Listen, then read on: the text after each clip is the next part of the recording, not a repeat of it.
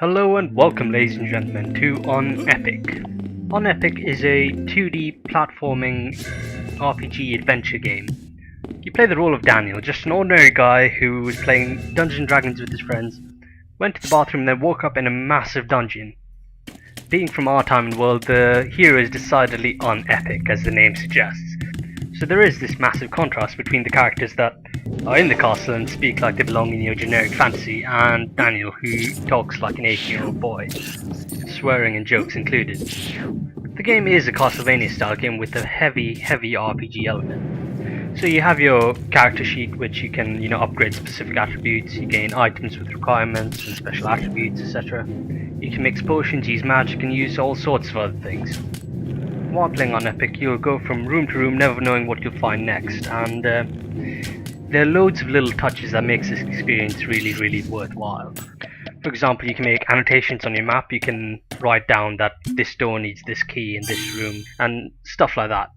There are loads of other little touches like crouching down by a ledge to light up the area below you. Or as you can see, I was taking damage because I was in the water, and leeches stuck onto me and I have to go to inventory and physically remove them. The levels are very dark, as you would expect from a, medieval dungeon castle thing. You can go around lighting up all the braziers with your lighter. Yeah, the protagonist carries around a lighter rather than a torch, simply because he's who he is. The lighting effects and the look in general are all really well done, I think. You can see the flicker of shadows as you walk by, lighting up a torch or something, and the animation's all really smooth as well, and from my first glance at it, I really wasn't expecting something that smooth or polished. The game is an adventure game at heart, and you never know what you'll find around the corner. You may find imps teleporting in to steal any treasure you forgot to pick up, or bats picking rings off your fingers and flying away, and dropping them only after you kill them, leeches hooking onto you and only going away after you physically remove them. There are loads and loads of really unique and interesting aspects of the game like that.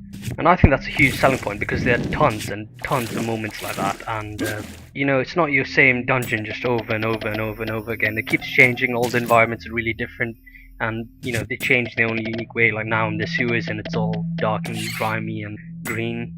We could go to another part of the dungeon and walk through it and then suddenly realize that it's completely filled with traps, whether it's wall spikes or something that fires a fireball at you after you set it off, or invisible walls that hide treasure, and then you can get trap protection potions, and it's an adventure is exactly what it is the perfect way to describe it.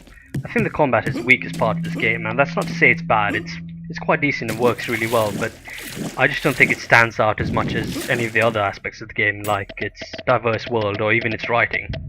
Speaking of the writing, it's arguably one of the best parts about Unepic. It's incredibly hilarious at times, and it has a lot of crude humor and references and things, and that's completely fine, and it makes it all the better, especially when you consider where Daniel's from and the fact that no one else understands his references and jokes. Here you can see me try to fight a creature that spits ice with an ice wand, the genius that I am. The game has been incredibly fun so far, and the big question is it worth it? The game is about $8 or £6 depending on where you are, and lasts for well over 15 to 20 hours. With that in mind, yes, undoubtedly yes. The game is massive, has a lot of exploration, has a lot of adventure, it's fun to play, and yeah, that's just about it. 20 hours for $8, yes, definitely pick this up.